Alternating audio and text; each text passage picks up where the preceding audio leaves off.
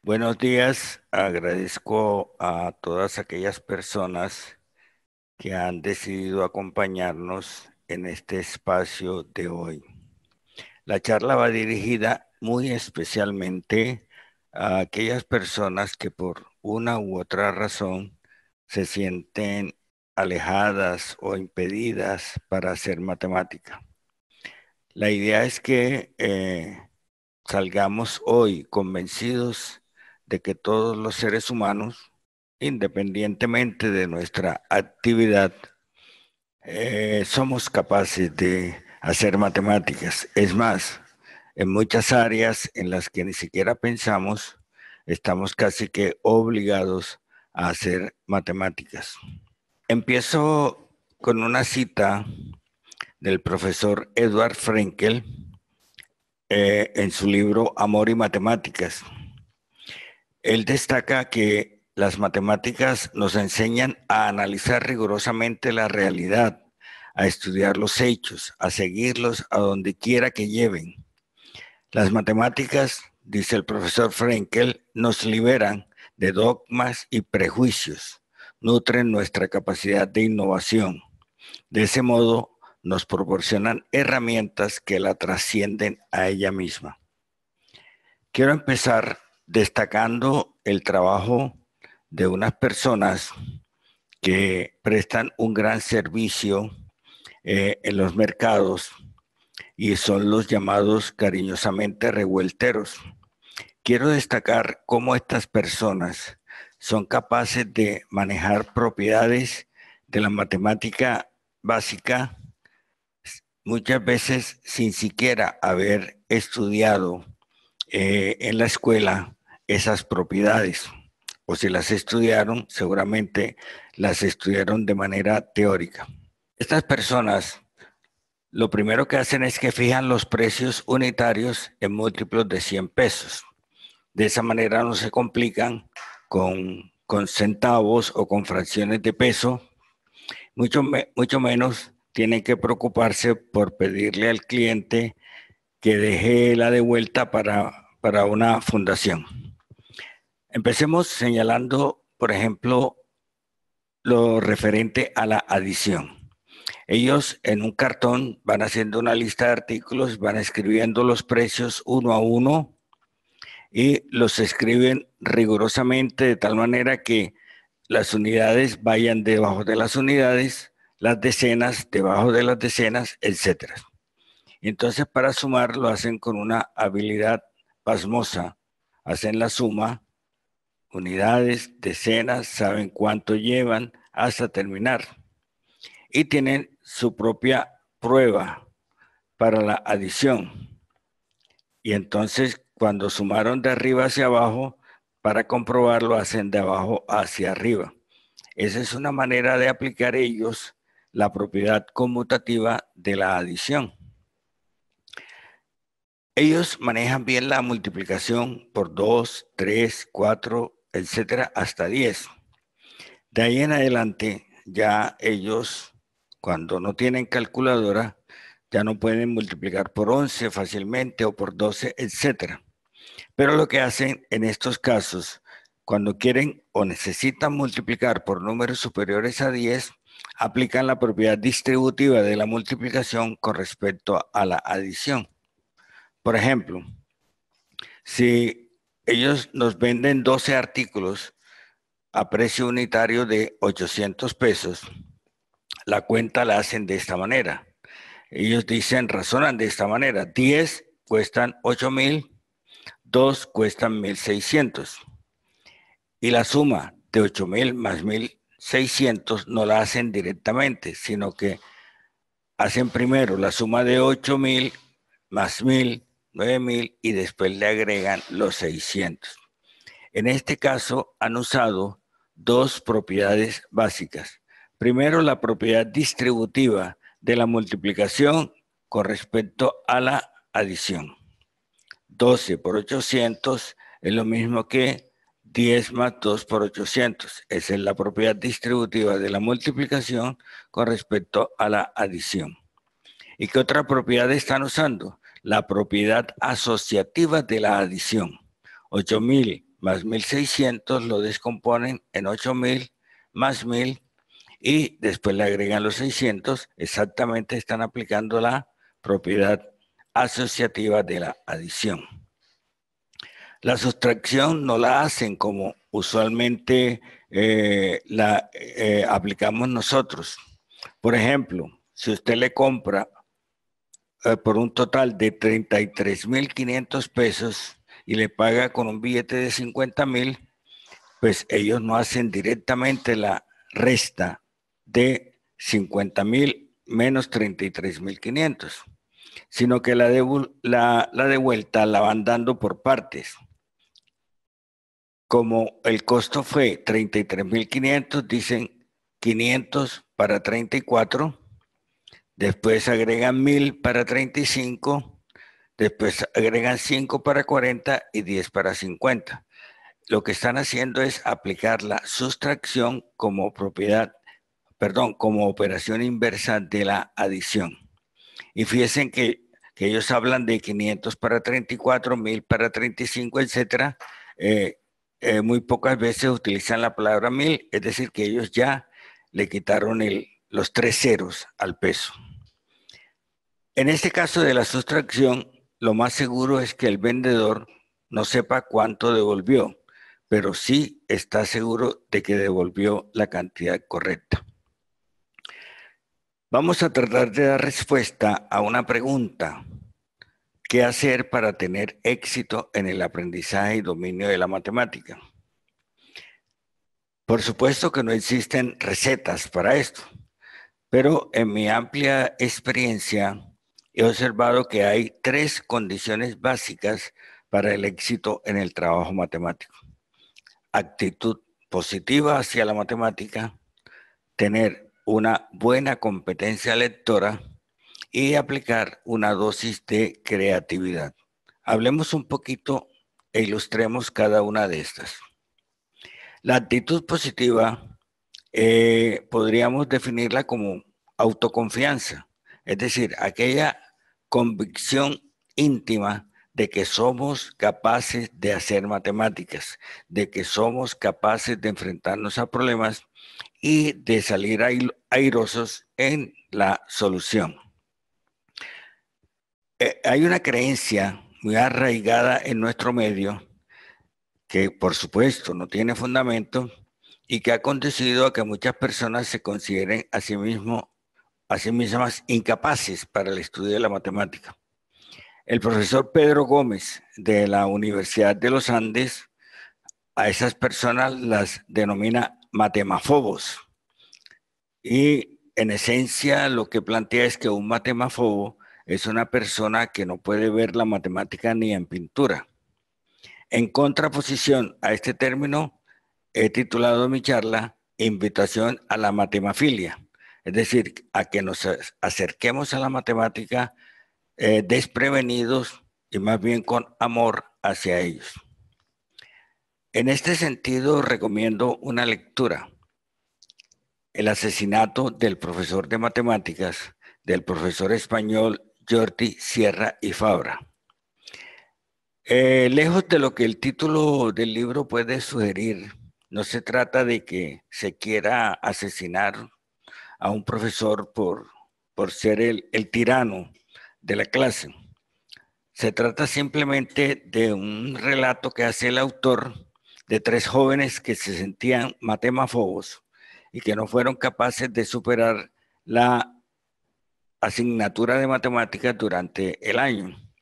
El profesor al final, a manera de habilitación, les propuso un juego en el cual ellos debían resolver 8 problemas, 7 acertijos, para dar con el posible asesino del profesor de matemáticas, porque él sospechaba que lo iban a matar y además sospechaba de la persona que estaba planeando su asesinato.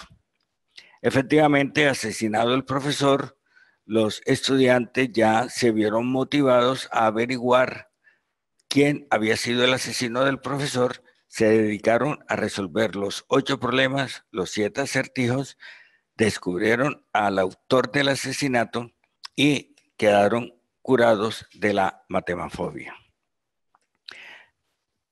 La competencia lectora es parte o está integrada por los 4 elementos básicos de la lengua. En este caso nuestro, la lengua española. Hay 4 actividades básicas que son escuchar, hablar, saber leer y saber escribir. Nosotros sabemos leer cuando somos capaces de identificar las ideas básicas de un texto. Somos capaces de captar sus detalles más relevantes y emitir un juicio crítico sobre su contenido. Muchas veces, por no saber leer o por leer sin la suficiente concentración, sacamos conclusiones que nada tienen que ver con el contenido del texto leído. He aquí un primer ejemplo. Los 2 hijos de doña Adriana cumplen años hoy. Las edades de los 2 niños suman hoy 3 años. Se sabe que uno de los niños no es menor que el otro. ¿Puede usted encontrar la edad de cada niño? Si no nos concentramos en la lectura, podríamos llegar a conclusiones erróneas como que no hay solución o que cada niño tiene año y medio.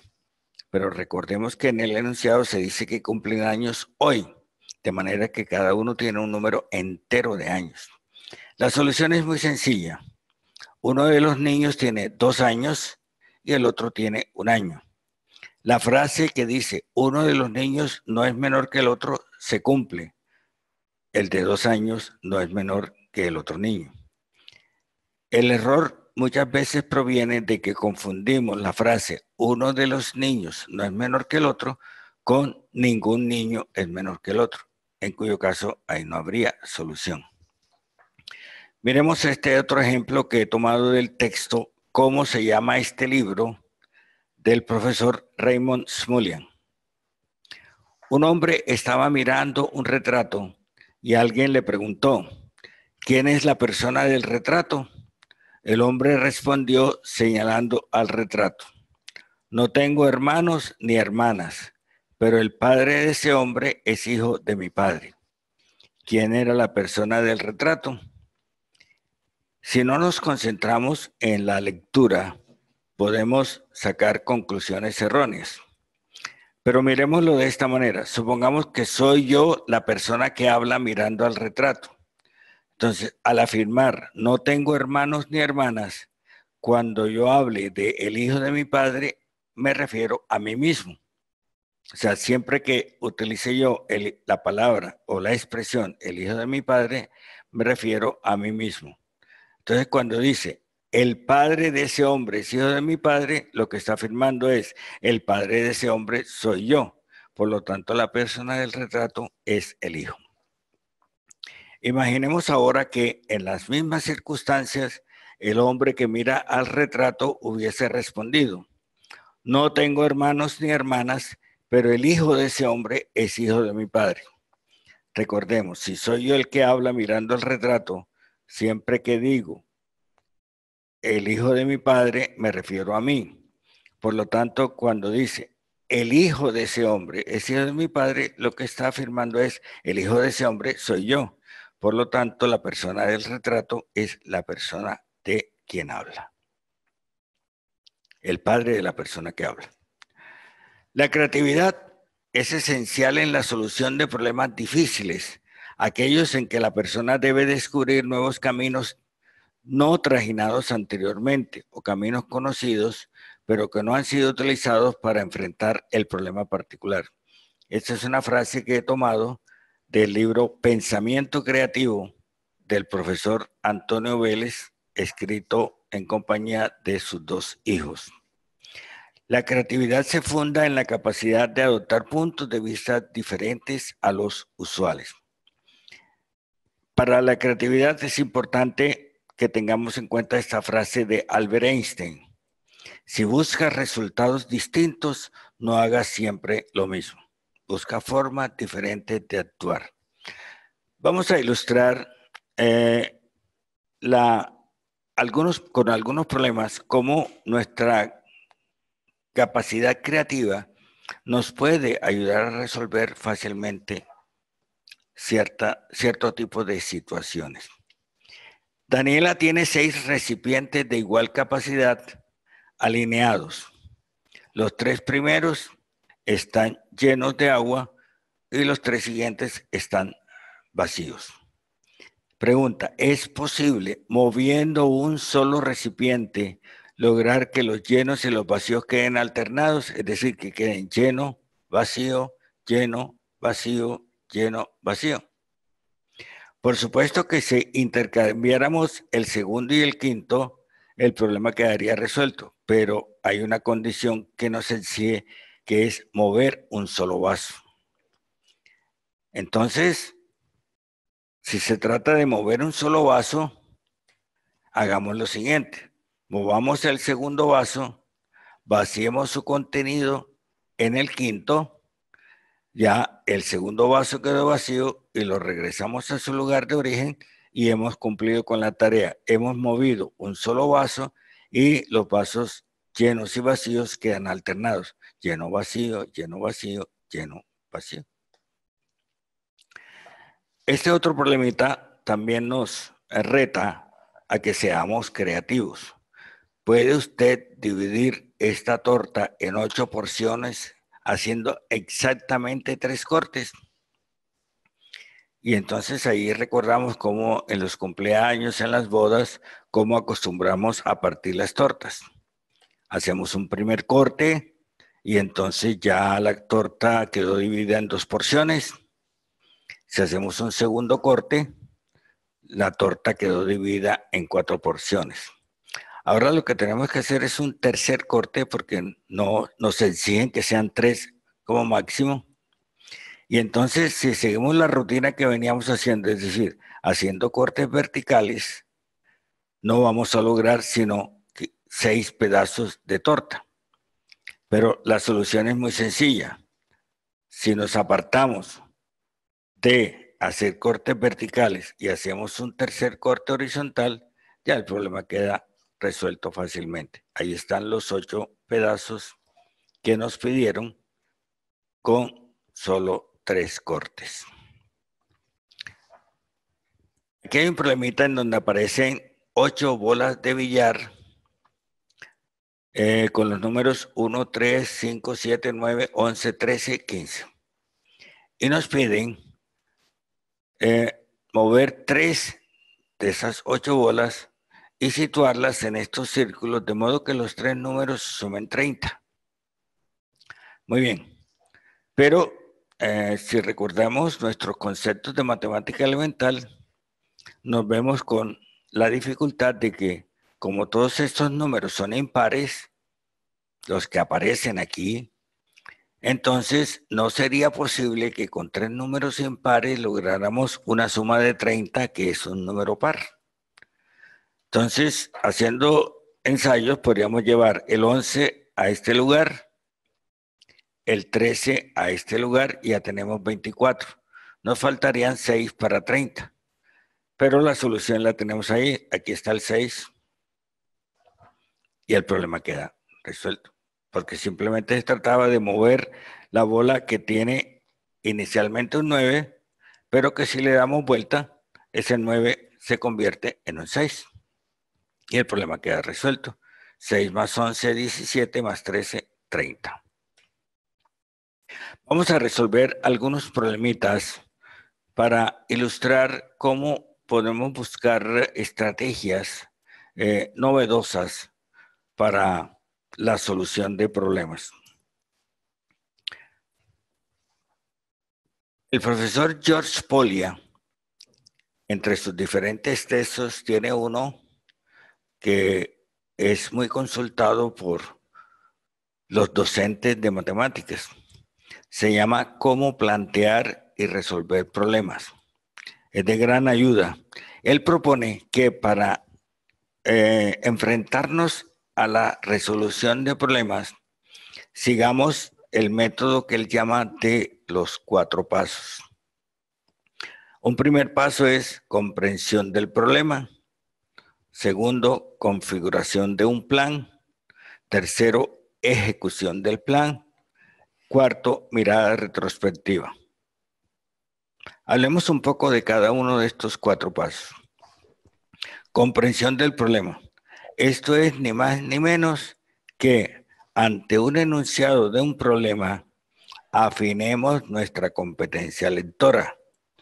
Es decir, entendamos bien qué es la información que nos suministra el enunciado del problema. ¿Qué información es fundamental? ¿Qué información es superflua? Es decir, que no se necesita para el problema. Y tratemos de enunciar el problema en nuestras propias palabras. Cuando seamos capaces de expresar el enunciado del problema en nuestras propias palabras, hemos llegado a una verdadera comprensión del problema. Una vez que comprendamos qué es lo que ese enunciado nos está diciendo, qué es lo que nos está pidiendo, nos dedicamos a configurar un plan. Es decir, buscar estrategias que nos lleven a la resolución del problema. En matemáticas existen muchísimas estrategias, pero que de ninguna manera son recetas. Cada problema tiene su propia estrategia y somos nosotros quienes debemos, de acuerdo con nuestra experiencia, buscar la estrategia adecuada. Configurado ese plan, es decir, definida una estrategia de trabajo, procedemos a ejecutar el plan. Ejecutar el plan es seguir los pasos que sugiere la estrategia que hemos escogido. Muchas veces la estrategia que escogimos no funciona, pues en ese caso nos devolvemos al paso 2 y buscamos una estrategia diferente hasta que demos con la estrategia adecuada. Es muy frecuente que nos encontremos con problemas en los cuales busquemos, ideemos estrategias múltiples y que no seamos capaces de resolver el problema. Eso no debe desalentarnos, porque lo más seguro es que si seguimos pensando en el problema, llegará el momento en que encontramos la estrategia adecuada. Es muy común que problemas, y a mí me ha pasado, problemas en los que he durado 3, 4 días sin poder definir una estrategia definida, de pronto a las 2, 3 de la mañana me despierte porque encontré la solución del problema durante el sueño. Entonces, ejecutado el plan, es decir, resuelto el problema, recomienda el profesor Polia una mirada retrospectiva, es decir, no nos quedemos con la respuesta que encontramos. Constatemos que esa respuesta se ajusta al enunciado del problema. Cuando veamos que esa respuesta que encontramos sí se ajusta al enunciado del problema, ahora sí podemos estar tranquilos porque ya quedamos convencidos de que el problema quedó bien resuelto.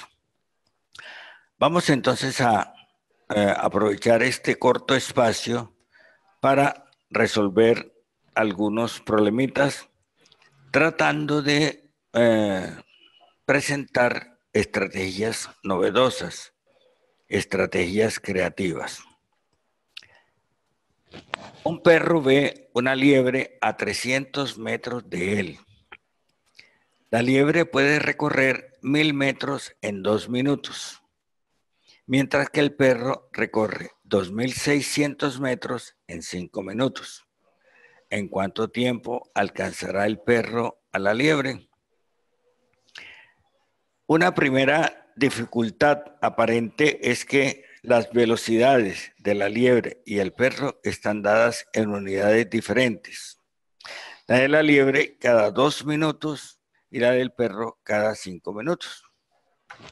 Entonces tenemos 2 opciones. O trabajar con 1 minuto, lo que nos lleva entonces a tener que trabajar con fracciones.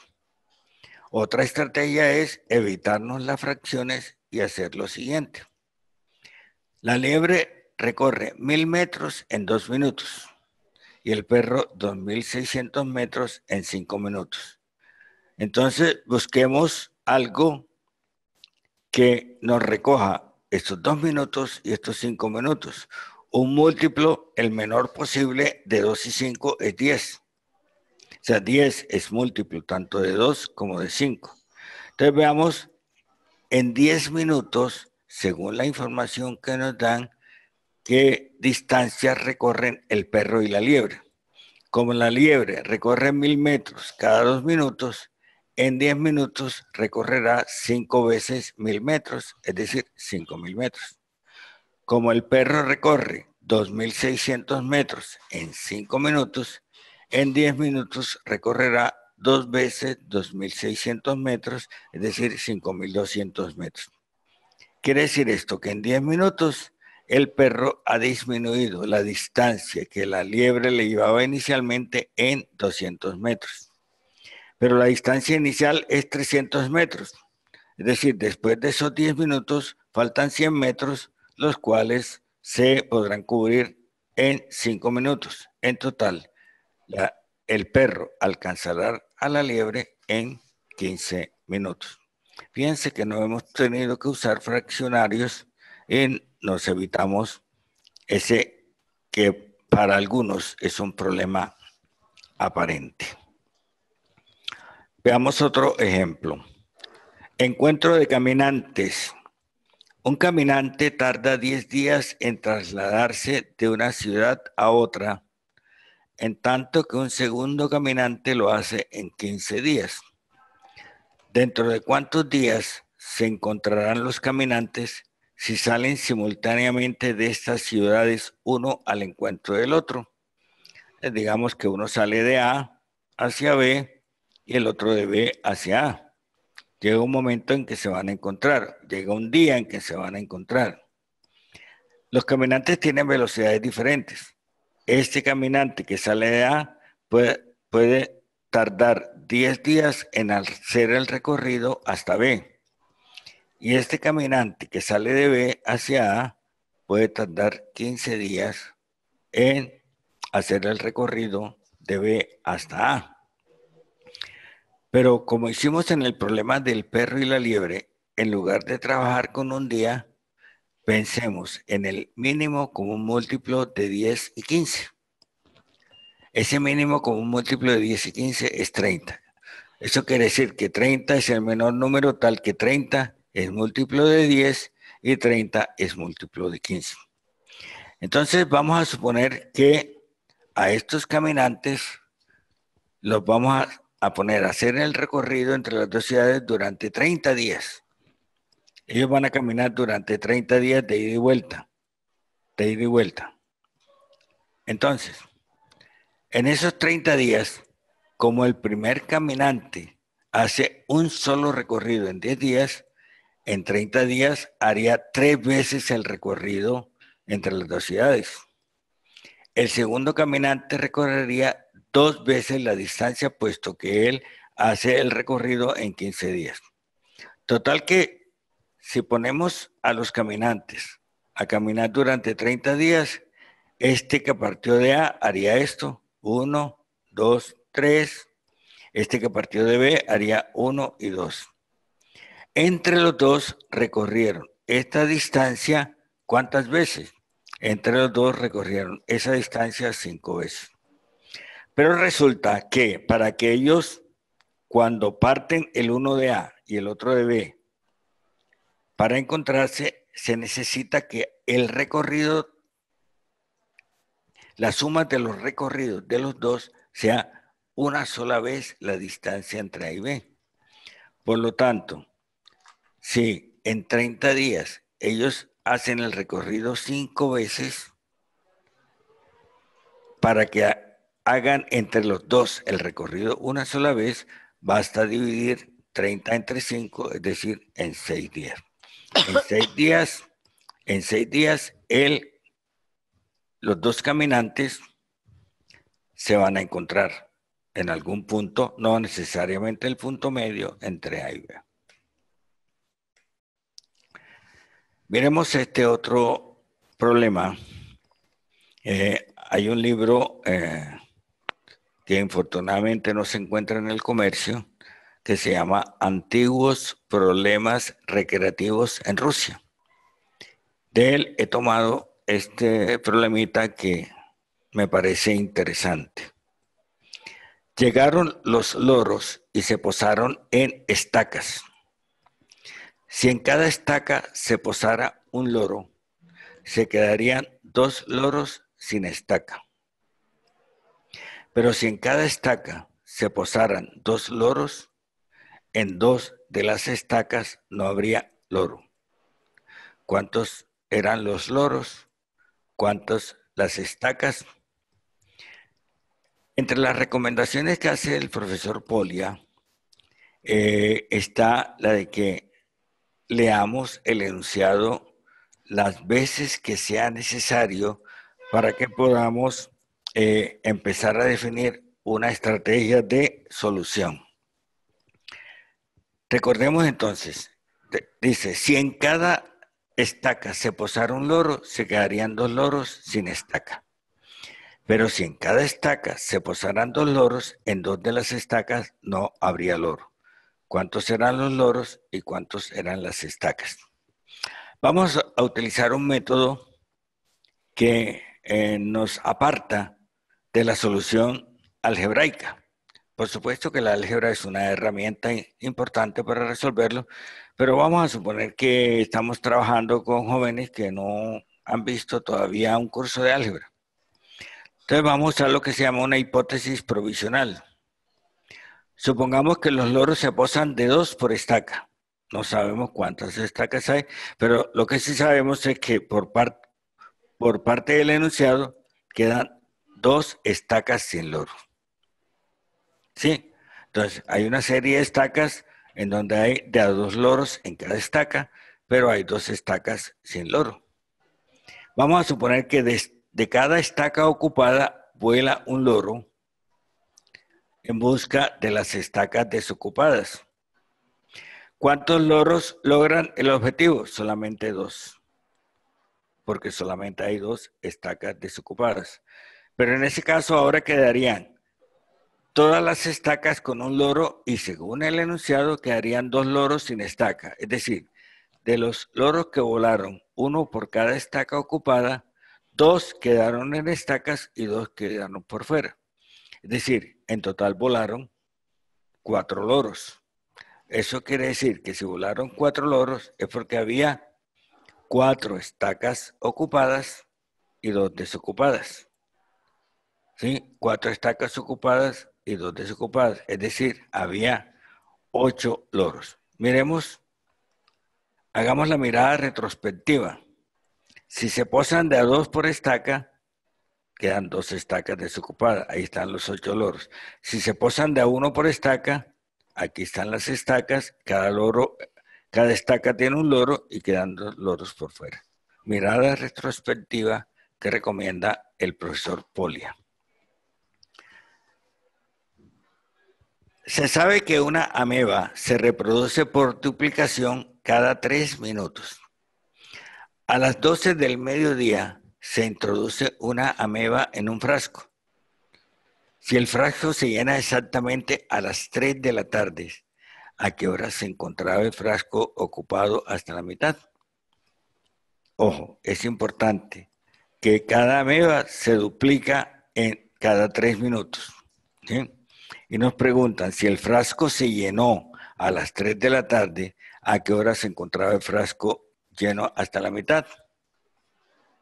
Entonces, fíjense que para llegar a estar lleno, antes estuvo en la mitad, pero cuando está en la mitad, en 3 minutos se duplica, es decir, que antes de llenarse, el frasco estaba lleno hasta la mitad 3 minutos antes. Es decir, a las 12:57, el frasco estaba lleno hasta la mitad. No hay que hacer ninguna operación rara. Veamos este problemita interesante. Don Alberto, un campesino, asistió una tarde a una feria de ganado y durante su permanencia hizo 4 transacciones compró una mula por la que pagó 700,000 pesos. Más tarde vendió la misma mula por 800,000 pesos. Después volvió a comprar la misma mula por 900,000 pesos y a continuación la vendió por 1,000,000 de pesos. Se pregunta, ¿ganó o perdió don Alberto con el negocio de la mula? ¿Cuánto ganó o cuánto perdió o dejó de ganar, dejó de perder?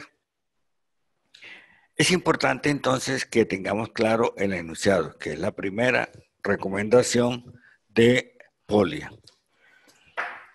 La primera recomendación de Polia. Él hizo 4 transacciones, 2 de compra y 2 de venta.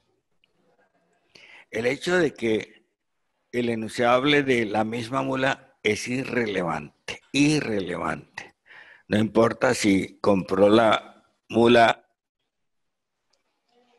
si la primera mula que compró no es la que compró en la segunda adquisición que hizo. Pero veamos 2 formas diferentes de resolver el problema. Porque he tenido la experiencia de que cuando propongo este problema a algunos grupos hay respuestas diferentes. Algunos dicen que no ganó ni perdió don Alberto, otros dicen que perdió, otros dicen que ganó, etc. Pero la solución es muy sencilla. Veamos 2 caminos diferentes. El primer método es el siguiente. En un primer negocio de compra y venta, don Alberto invirtió 700,000 pesos por la mula que compró y vendió por 800,000. En ese negocio, su ganancia fue de 100,000 pesos. Ya después, en un segundo negocio de compra y venta también, don Alberto invirtió 900,000 pesos y el artículo, que fue la mula que compró, lo vendió por 1,000,000 de pesos. Su ganancia fue de 100,000 pesos. En resumen, don Alberto ganó durante la jornada 200,000 pesos. Veamos un segundo método para resolverlo. Don Alberto hizo 2 compras, una por 700,000 pesos y otra por 900,000 pesos. En esas 2 compras, don Alberto pagó 1,600,000 pesos. También hizo 2 ventas, una por 800,000 pesos y otra por 1,000,000 de pesos. En total, hizo ventas por 1,800,000 pesos. Entonces, hizo compras por 1,600,000, hizo ventas por 1,800,000. Don Alberto ganó la diferencia, es decir, la diferencia entre 1,800,000 y 1,600,000. Don Alberto ganó 200,000 pesos. Para aquellas personas que se sienten alejadas o poco atraídas hacia las matemáticas, quiero recomendar algunas lecturas que son interesantes. Son libros que a medida que los leemos nos damos cuenta de que podemos descubrir o conocer algunos conceptos matemáticos que o desconocíamos o que teníamos olvidados. Uno de ellos que vale la pena leer es El hombre que calculaba, de Malva Tahan. Allí se encuentra una serie de problemas interesantes resueltos en un largo viaje que hizo un matemático. Otro es el primer libro del que les hablé hoy, es El asesinato del profesor de matemáticas. Está El diablo de los números, de Hans Magnus Enzensberger. Otro libro interesante que nos muestra cómo en la naturaleza se encuentran muchas de las figuras geométricas, sobre todo dedicado a la simetría, es el libro, a modo de pregunta, ¿es Dios un geómetra?, de Jan Stewart. Hay otro de Mario Livio que ¿es Dios un matemático? También les hablé hoy del libro de Raymond Smullyan, ¿cómo se llama este libro? Y del libro Pensamiento Creativo de Antonio Vélez e Hijos. Todos estos libros son interesantes y la lectura de ellos nos puede ayudar a recuperar ese amor a las matemáticas. Yo agradezco mucho a todas las personas que se han conectado hoy y espero tener oportunidad de ofrecer más adelante otra charla en este programa de UD@ Enseño porque quiero. Muchas gracias. Bueno, profe, muchísimas gracias a usted. Hoy en esta charla, la verdad, hay pocas preguntas. Ya le voy a compartir la pantalla para que veamos entonces esas preguntas que nos han hecho los participantes. Estas son las preguntas. La primera es, se tiene la tesis de que las personas que poseen habilidades para la comprensión de lectura tienen menos posibilidad de alcanzar un buen razonamiento matemático. ¿Cree usted en esta hipótesis o cuál es su consideración al respecto? Eso es una creencia antigua de que los profesores o los matemáticos nada tienen que ver con la lectura, pero es todo lo contrario. Mientras más matemáticas hacemos, más debemos desarrollar nuestra competencia lectora. Si nosotros no somos capaces de leer adecuadamente, es decir, si no somos capaces de entender a cabalidad el texto que se nos presenta, si no somos capaces de recrear el texto que se nos da en nuestras propias palabras, difícilmente podemos resolver problemas. Lo hemos visto hoy en algunos pocos ejemplos que hemos presentado. La competencia lectora, en mi concepto, es fundamental para el trabajo matemático. Ok, profe, gracias. Esta otra pregunta. Tengo 48 años. Después de 20 años, nuevamente decidí estudiar otra carrera en ingeniería. Desde su experiencia y para asumir este reto, ¿puede darme alguna recomendación sobre el estudio de las matemáticas en mi carrera? Claro, se trata fundamentalmente de llegar a esa carrera convencido de que sí somos capaces de hacer matemáticas. Cualquier carrera de ingeniería empieza con 1, 2 o 3 semestres en donde el trabajo fundamental es con la matemática. Lo importante es llegar con actitud positiva, con autoconfianza, convencidos de que sí somos capaces y dedicarle tiempo y afinar nuestra competencia lectora. Ojo, que nuestra competencia lectora la afinamos no solamente leyendo textos matemáticos, sino leyendo textos de literatura. Allí es donde ayudamos a reforzar nuestra capacidad de leer. Pero lo importante es, si decidimos a esa edad llegar a hacer una carrera de ingeniería, es porque estamos convencidos, tenemos el entusiasmo y llegar con la convicción de que somos capaces. Es decir, con un poco de matemafilia. Ok, profe. Bueno, veo que este tipo de razonamiento es el que más dificultad representa a la comunidad en general, pero es precisamente este tipo de razonamientos el que se evalúa en pruebas como el IFES, el examen de admisión de la universidad, los ECAES, etcétera. La duda es entonces, ¿tiene el profesor o conoce algún espacio dinámico donde la comunidad en general pueda sumergirse en este cuento, en este tipo de razonamientos? Si sí lo hay, nos los puede compartir. Si no lo hay, creo que sería una muy buena oportunidad para desarrollar un espacio para el desarrollo de la matemafilia. Precisamente hace poco con UD@ hemos montado un curso virtual de preparación de bachilleres para afrontar la prueba de admisión de la Universidad de Antioquia. Me correspondió montar ese curso que ya se hizo por primera vez para esta admisión que se hizo el pasado 4 de junio. En él yo presento 2 lecciones y en cada lección trato de mostrar formas novedosas de resolver problemas. Ustedes han observado que en los pocos ejercicios que hicimos hoy, muestro una estrategia que es poco utilizada o casi nunca es utilizada, que es la estrategia del mínimo común múltiplo. En el caso del perro y la liebre, en el caso de los caminantes entre las 2 ciudades. O muestro también la estrategia de la hipótesis provisional, que tampoco se utiliza corrientemente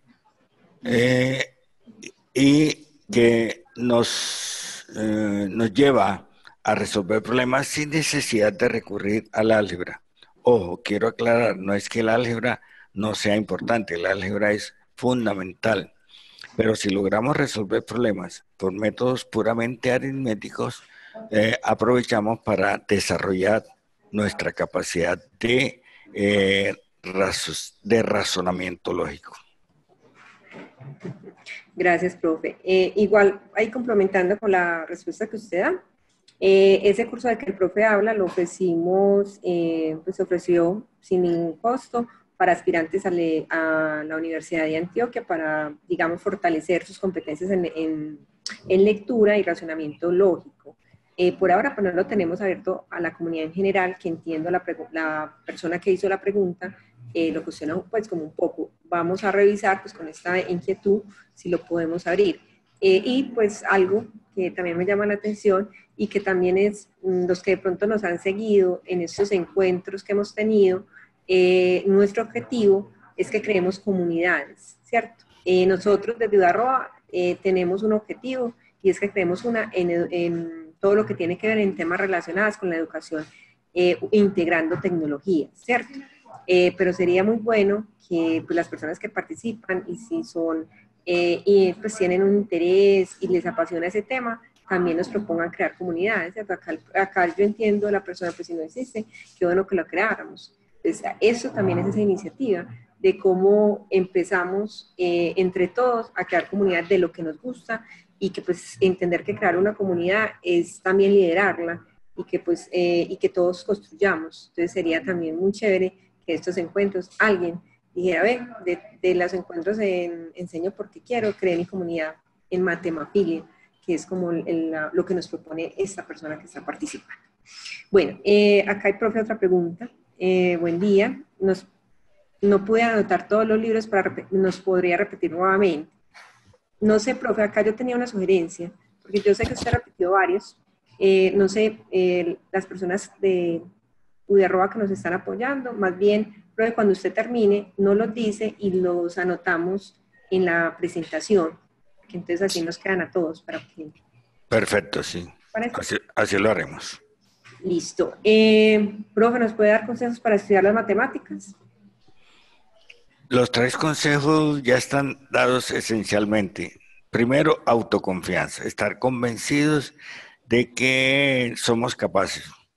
Leer de manera comprensiva, es decir, que entendamos perfectamente los enunciados. Y hay otro elemento que no mencioné aquí, y es para cuando nosotros estudiamos cualquier texto de matemáticas, llámese álgebra, llámese cálculo, o sea, la estrategia que yo siempre seguí como estudiante y ahora como profesor es, yo leo la parte teórica y la parte teórica muchas veces viene acompañada de problemas resueltos. Entonces, el consejo que doy es, antes de ver la solución del problema, intentemos nosotros de diferentes maneras de resolver ese problema y después comparar con la solución que nos da el profesor. Es decir, tratemos siempre de resolver los problemas antes de que veamos la solución que nos propone el profesor en el texto. Y por supuesto después tratar de resolver los problemas que nos son propuestos en el texto.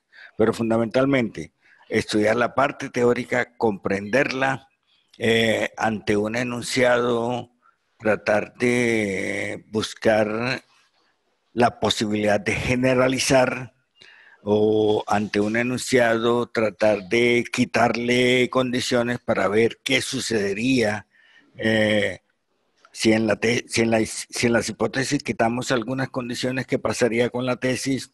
O si agregamos condiciones también, ¿qué pasaría con la tesis? Es decir, que no nos quedemos únicamente con lo que nos dice el texto, sino que vayamos más allá en nuestra capacidad de análisis. Ok, profe. Otra pregunta. Actualmente estoy iniciando un proceso de enseñanza en un colegio.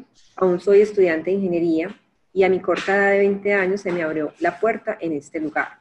Quisiera saber qué texto guía podré implementar para enseñarles de la manera más indicada si los grados son 10º y 11.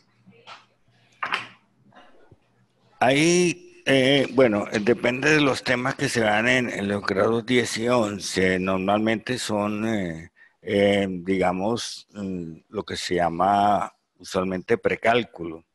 Es algo así como estudiar las funciones, estudiar los límites, la derivada. Y entonces hay textos elementales. Aquí hay unos textos que si bien no sería para seguirlos al pie de la letra, sí para adaptarlos a un nivel de bachillerato. Unos textos que también produjo UD Arroba, uno de ellos es el cálculo diferencial del profesor Jesús del Valle. También hay un texto que ayuda mucho, es del profesor Luis Horacio Díez, que se llama, bueno, ha tenido diferentes nombres, pero se llama básicamente matemáticas operativas.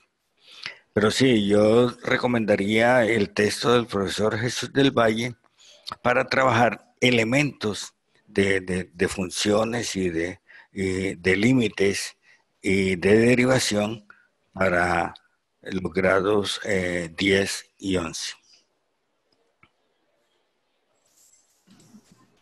Que profe, esta pregunta, ¿el miedo a las matemáticas está influenciado por la forma de enseñarse desde los colegios? Esa es una pregunta que yo considero que no tiene respuesta única. Hay diferentes fuentes para esa matemafobia. Hay un profesor argentino que se llama Adrián Paenza, del cual podemos ver muchos videos, vale la pena que los veamos. Él se ha dedicado a hacer matemática divulgativa, él es un doctor en matemáticas, se ha dedicado a hacer matemática divulgativa desde Argentina. Y entonces él acuña un término que llama miedo. Él dice, miedo es lo que siente un estudiante cuando le hablan de matemáticas.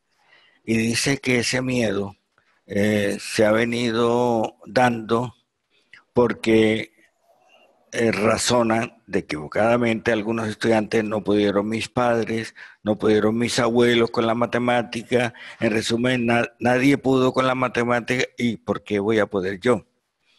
Pero ojo, también nosotros como docentes de matemáticas tenemos gran responsabilidad. Es decir, si nosotros enseñamos la matemática en el bachillerato únicamente con lo que se llama tiza y tablero, si no buscamos un apoyo en material concreto, no podemos esperar que los estudiantes le cojan amor a la matemática.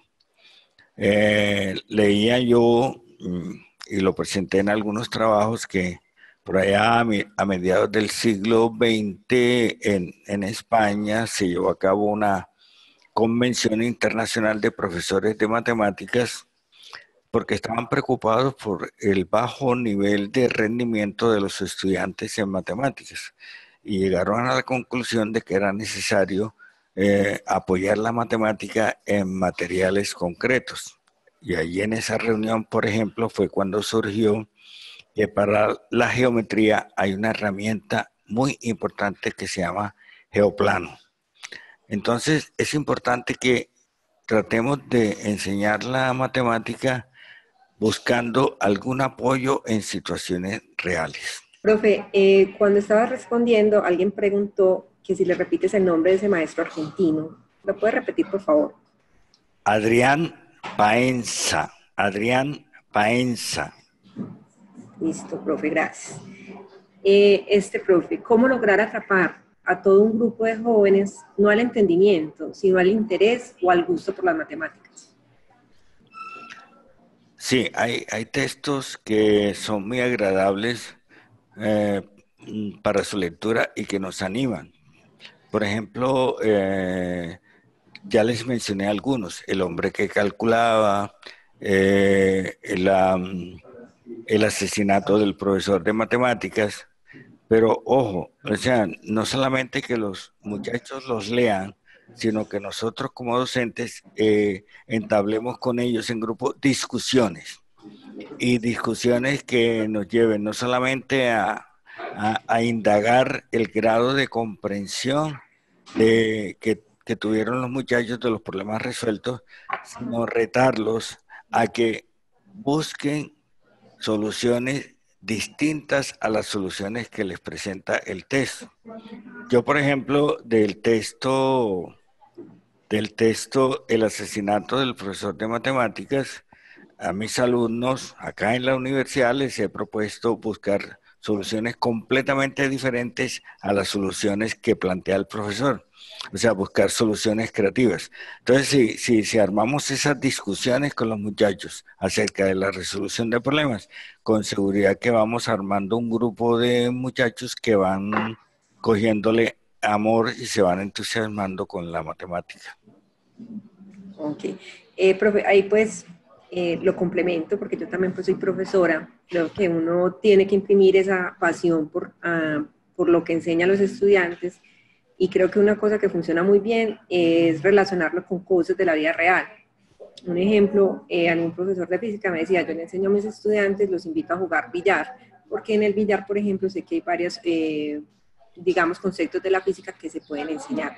Entonces, ese sería pues desde ahí metiéndome un poco en la pregunta que le hacen al profesor, como mi consejo, como relacionarlo mucho con cosas de la vida real, que ellos digan, a ver, esto lo puedo tocar y no solamente es una X al cuadrado, pues allí. Y profe, por aquí hay la última, que no es una pregunta, siento más una invitación y que de antemano pues todo el apoyo de arroba para que cree eso. Dice, profesor Olias, cree un grupo para que a través de metodología nos ayude a vencer la fobia a las matemáticas.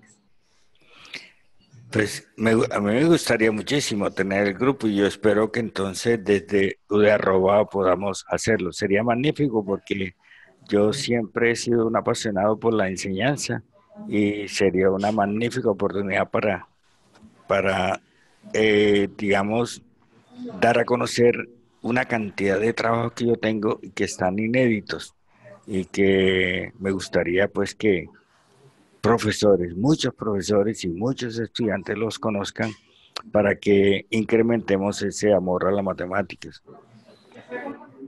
Ok, pero sí, fue como una invitación, muy chévere, pues, esa invitación y que yo lo llamaría más que grupo comunidad, que no solamente pues usted esté ahí dando información, sino que también la gente pues nos esté colaborando.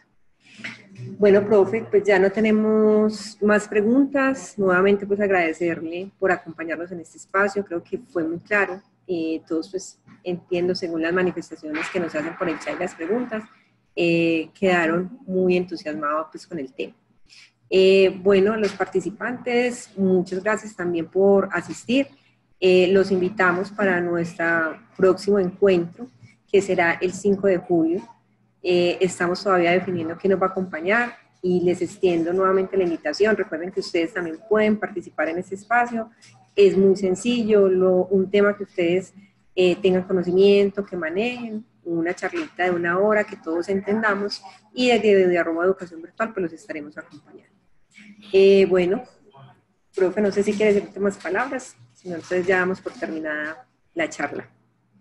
Sí, yo, digamos, extra charla, de manera informal, he propuesto que digamos que en el segundo semestre de este año, yo pueda tener la oportunidad desde este espacio de hacer una charla dirigida a bachilleres que aspiren a presentarse al examen de admisión para darles algunos consejos, para dedicarme con ellos a resolver problemas, de pronto en un espacio más amplio que este tan limitado de una hora, y tengan la seguridad de que lo hago con mucho gusto.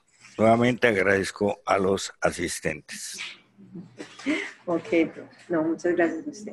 Bueno, los dejamos entonces. Nos piden los datos del profesor. Miraremos qué les podemos mandar entonces en la presentación. Bueno, dejamos acá. Feliz viernes.